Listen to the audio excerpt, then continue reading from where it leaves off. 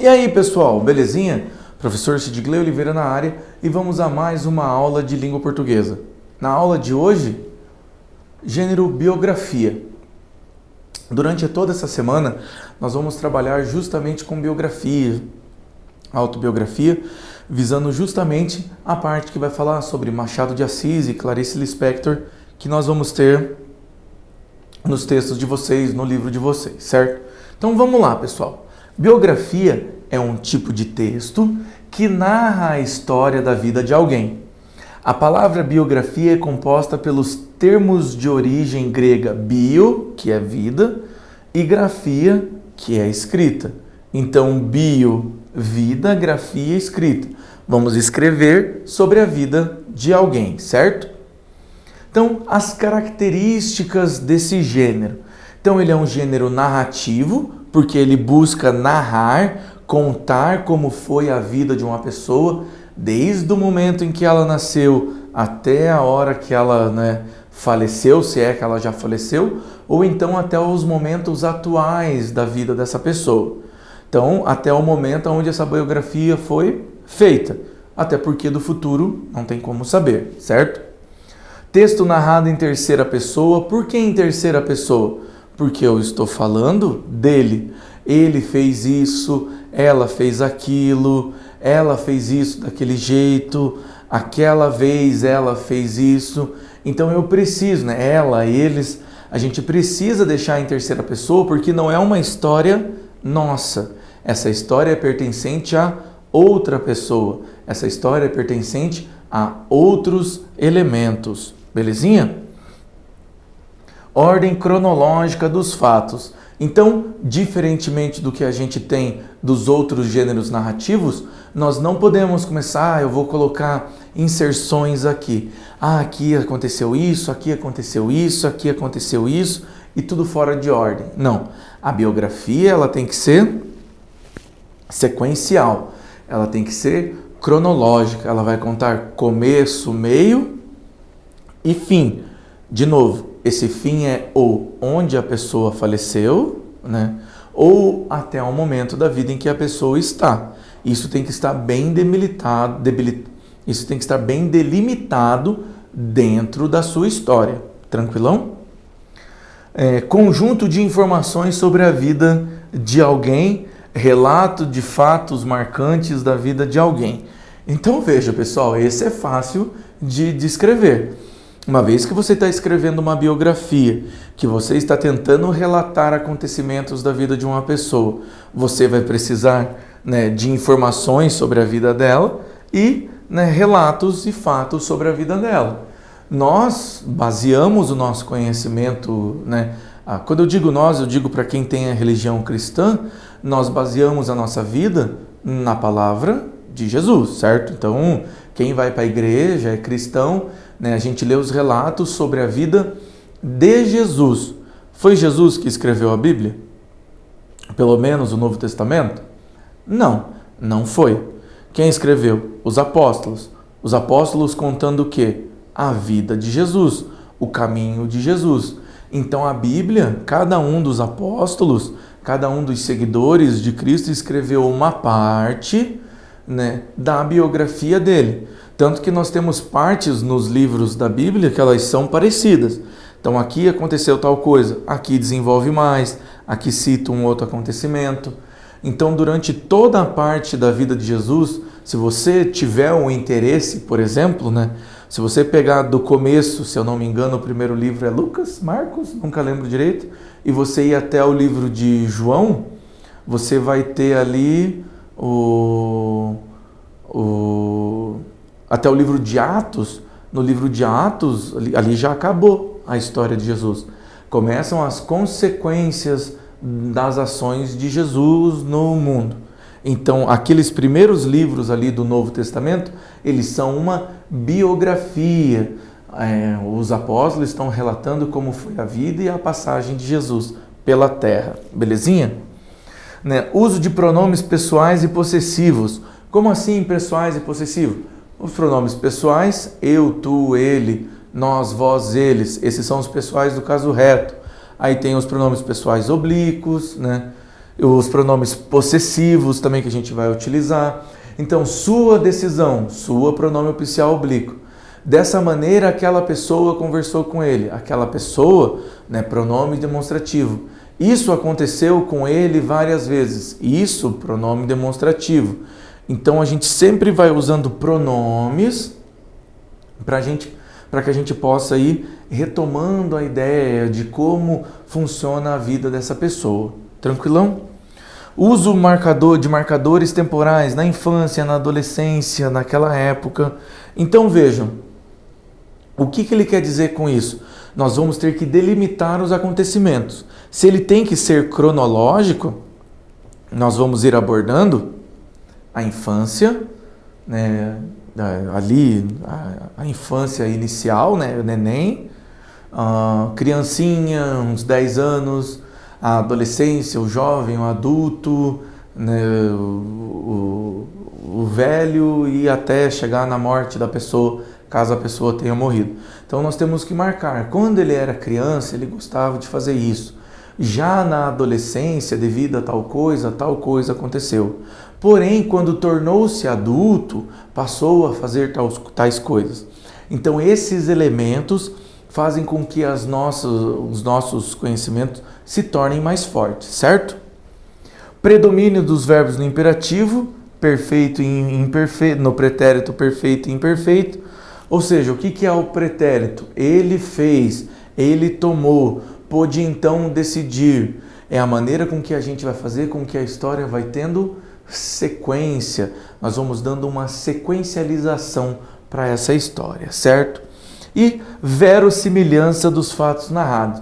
O que é uma verossimilhança? Ou seja, tudo que você contou tem que ser real, tem que estar de acordo com a vida real, porque senão você estava mentindo, certo?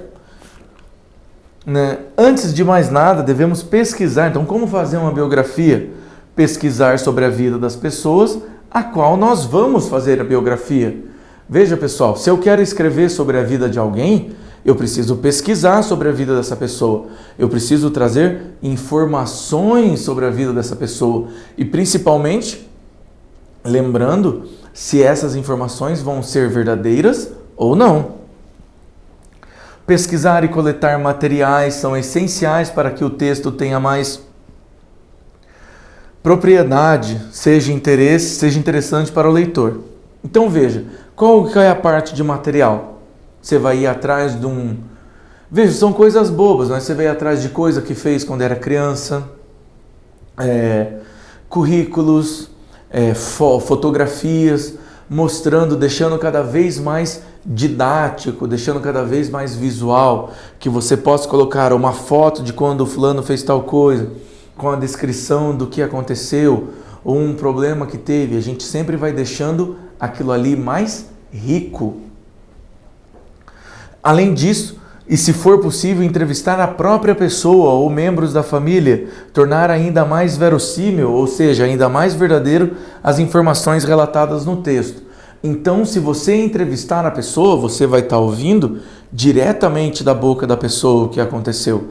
Você vai estar relatando exatamente o que aconteceu, como aconteceu e por que aconteceu.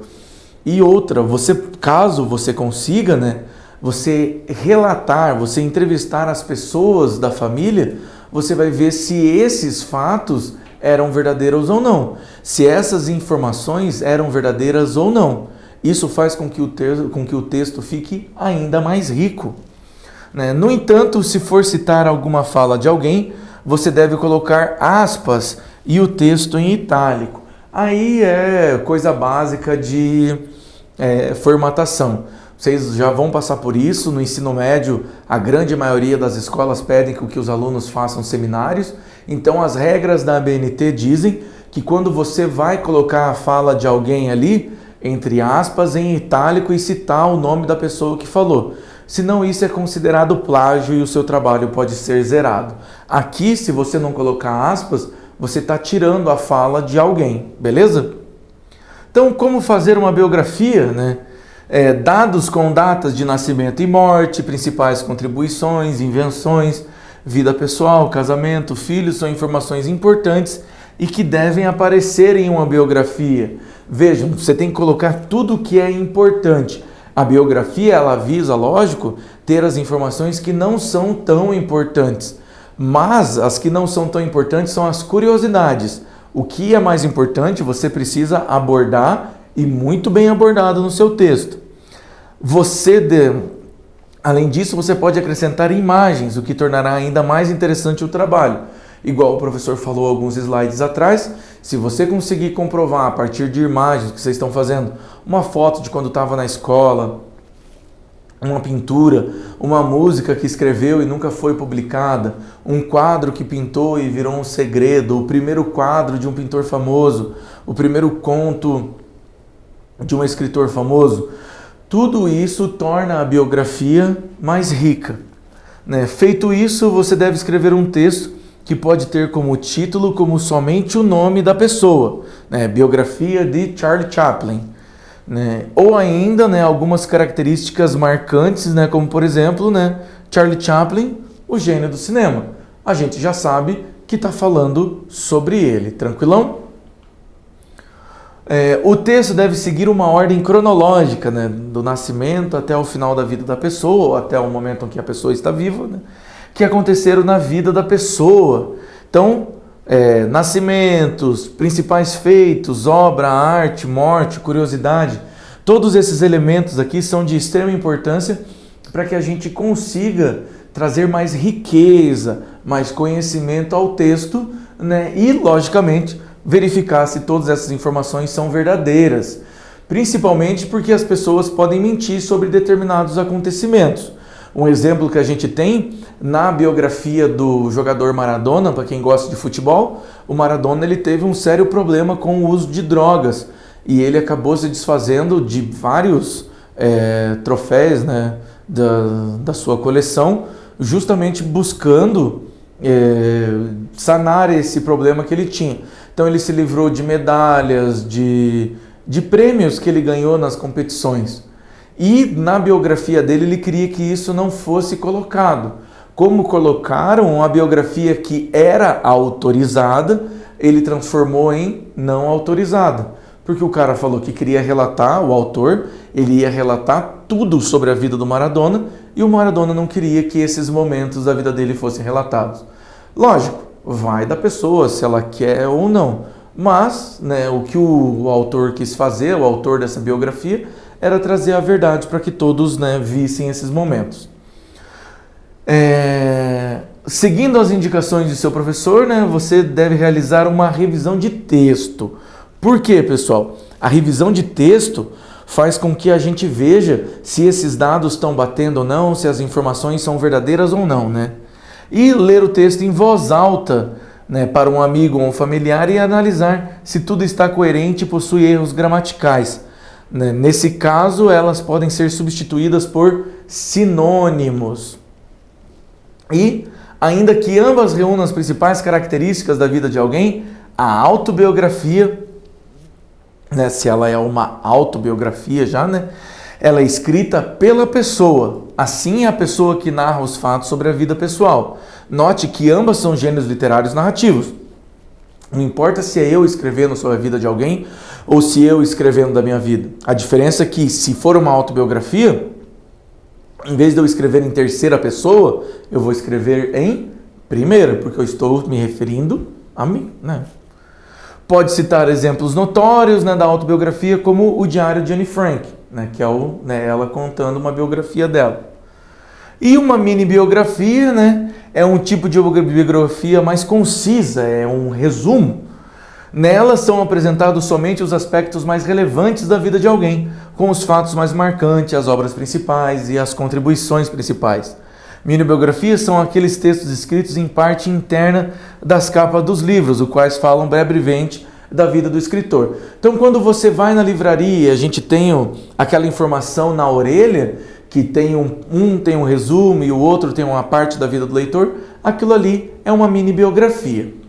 Beleza então, pessoal? Muito obrigado e até a próxima.